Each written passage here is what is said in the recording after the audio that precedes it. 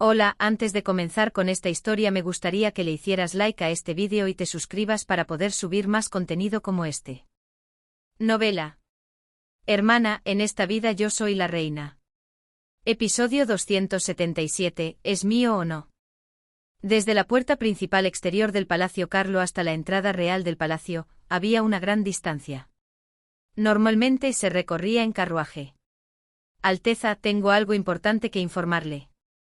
El señor Elco susurró justo detrás de Alfonso, quien iba a la cabeza. Alfonso, de mal humor, no respondió. No era el momento ni el ánimo para recibir un informe sobre un asunto trivial. Sin embargo, el señor Elco no se rindió y volvió a hablar. Me disculpo por atreverme a hablar, pero vi algo.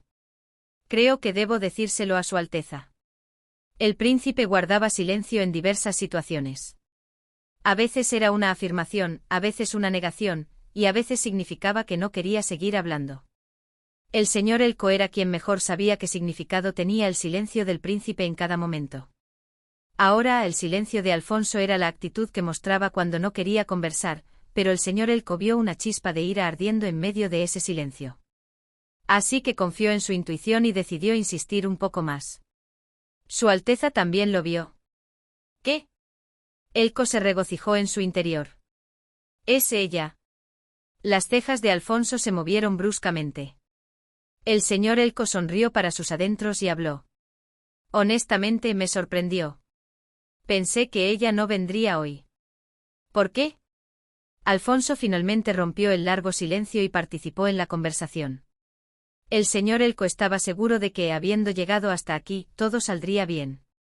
Porque lo que iba a decir a continuación era el tipo de calumnia que, si fuera un hombre, incluso un santo canonizado, se levantaría de su tumba.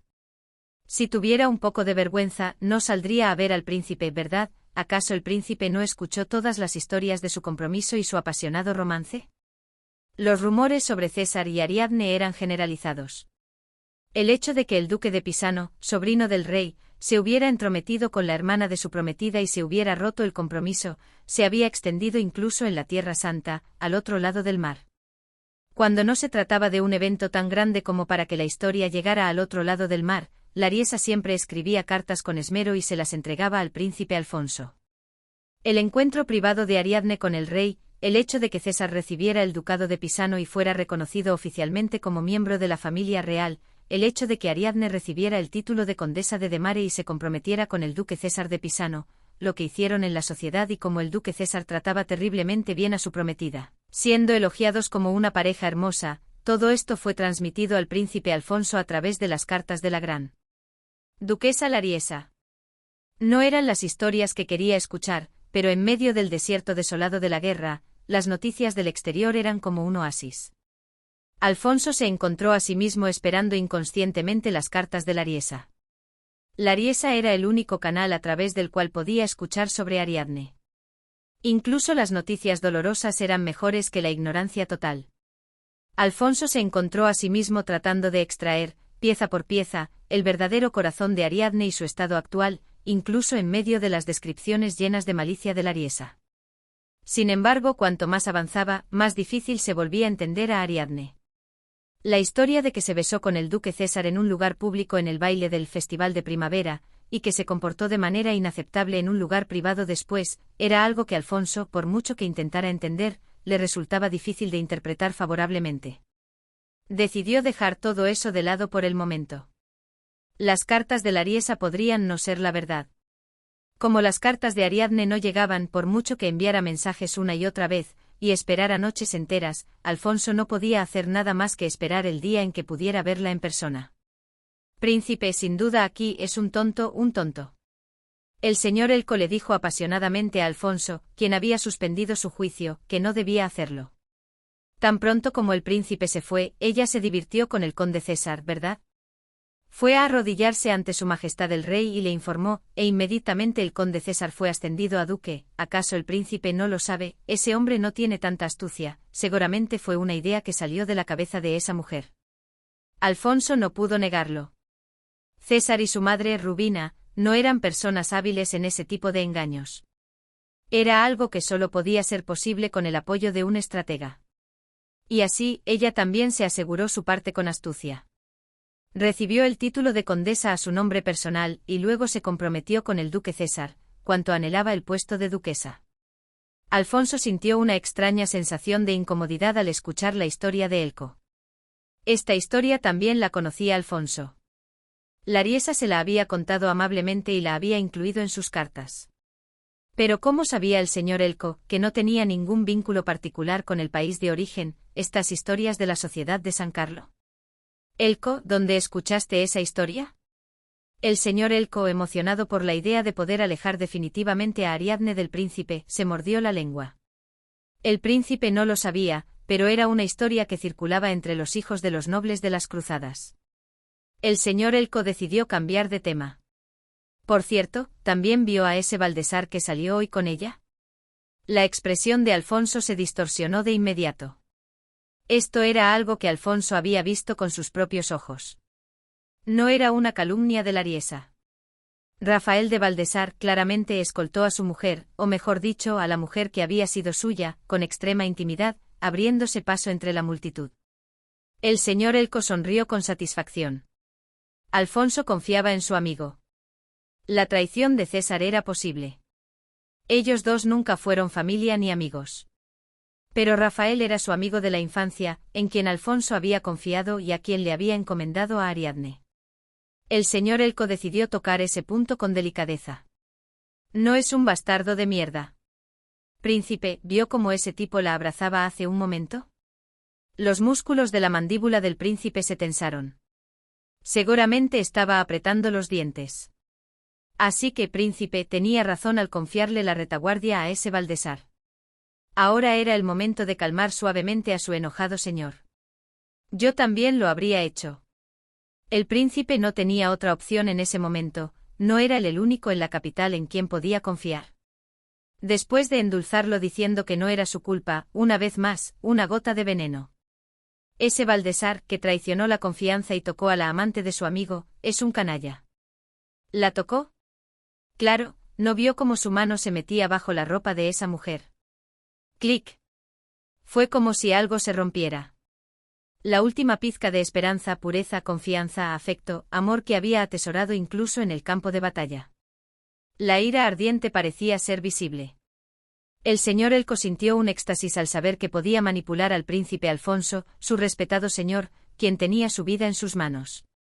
El príncipe Alfonso bailaba como un títere ante una mentira lanzada al azar. En este momento el señor Elko sintió una omnipotencia que trascendía sus miembros rotos. Se rumorea en San Carlo que la condesa de Mare y el joven marqués Baltasar tienen una relación. Elko escupía saliva mientras hablaba apasionadamente. Dicen que el título no le satisface, así que la mujer está posponiendo el compromiso, y por eso están en esta situación. Ella es condesa y su exprometido es duque, así que no le interesa un joven marqués que ni siquiera ha heredado el marquesado. No existía tal rumor en ningún lugar, pero ¿qué importaba? Podía empezar a difundirlo hoy. Ese tipo de manipulación la harían ellos mismos. Realmente es una mujer malvada. Ariadne de Mare es, en verdad, una mujer malvada. Es un demonio que seduce a los hombres y los arrastra a un abismo de ruina. El señor Elko le estaba mintiendo a Alfonso por lealtad a él. Así como Elko había perdido un ojo y un brazo, el príncipe Alfonso, si no tenía cuidado, perdería todo el brillante futuro que se extendía ante él.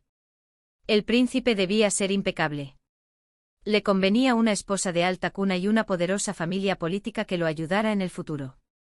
Después de compartir afecto con el príncipe, tan pronto como la situación del príncipe empeoró, ella sedujo al duque César y lo convirtió en su prometido. Cuando lo de César fracasó, inmediatamente se pasó a Rafael de Baltasar. Esa mujer no es digna del príncipe. Qué bajo debe caer la moral para que una persona se relacione sucesivamente con el hermanastro y el amigo de su amante. Es una mujer que no tiene vergüenza de dónde moverá su trasero. Es una ramera digna de un burdel callejero. Alfonso guardó silencio, y Elko se embriagaba cada vez más con su propia retórica. ¿Acaso el inicio de que el príncipe fuera arrastrado a Gallico no fue porque el duque Mireille del reino de Gálico tuvo malas intenciones hacia esa mujer? A pesar de que ese incidente fue cuando Elko fue arrastrado al reino de Gálico y no cuando Alfonso fue arrastrado al reino de Gálico, Elko ya estaba ignorando los hechos y se identificaba con Alfonso. ¿Acaso el duque Mireille, a menos que estuviera loco, habría pensado en violar a la hija de un cardenal de otro país mientras estaba como enviado diplomático en un país extranjero? El señor Elko, emocionado, no se dio cuenta de que estaba cruzando la línea. Seguramente esa mujer también le coqueteó primero al duque Mireille. Elko. Alfonso detuvo al señor Elko con voz exaltada. El señor Elko, sorprendido, miró al príncipe Alfonso. Ya habían llegado a la entrada del Palacio Carlo. El señor Bernardino, que venía un poco más atrás, intervino rápidamente. Vamos, vamos, ya hemos llegado. El señor Dino había estado inquieto desde hacía un rato porque la expresión de Alfonso no era normal. Sin embargo, como no podía escuchar bien las voces, no pudo entender el contenido de la conversación y estaba esperando el momento adecuado para intervenir. No nos quedemos aquí, entremos, no es un buen día. El señor Manfredi, que también estaba ansioso a su lado, añadió con una falsa alegría. Por fin en casa. Ante esas palabras el príncipe Alfonso, el señor Elko y el señor Dino levantaron la vista hacia la grandiosa y hermosa entrada arqueada. Palacio Carlo. Era la casa de Alfonso.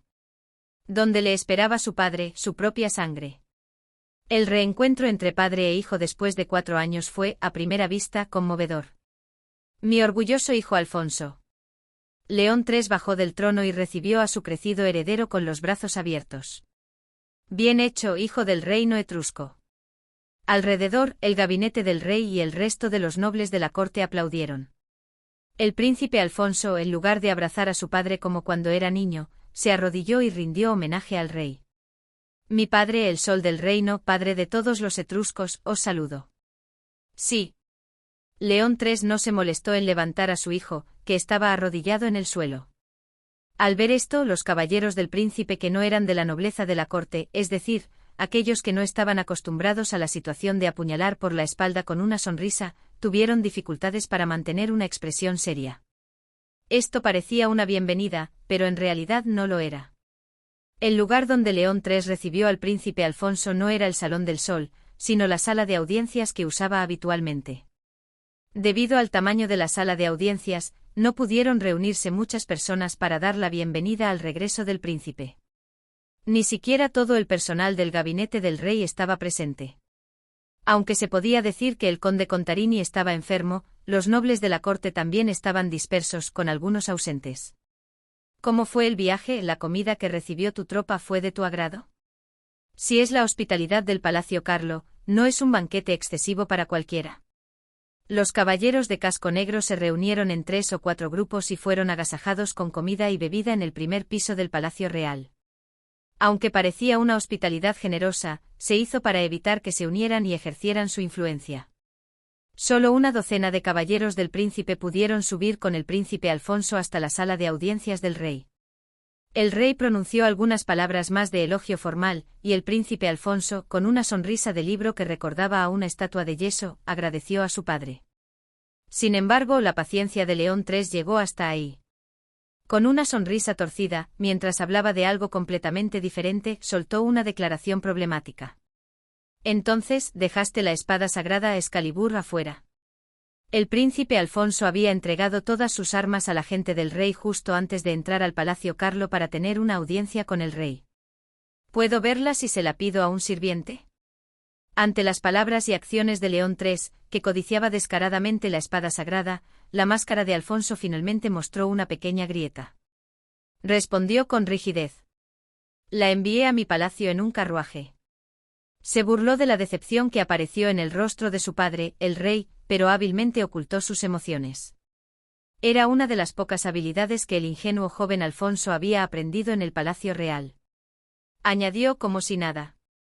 Más que una espada, es una antigüedad, no es algo que se pueda llevar encima. Pero León III fue persistente. ¿Cuándo me la entregarás?